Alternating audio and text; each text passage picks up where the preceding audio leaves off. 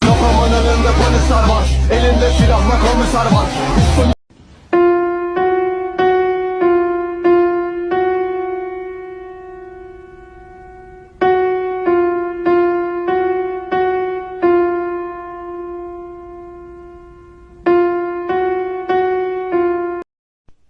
Hakkınızı helal edin kardeşler.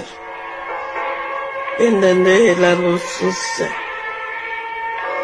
Hakkınızı helal edin. Benden de helal olsun size.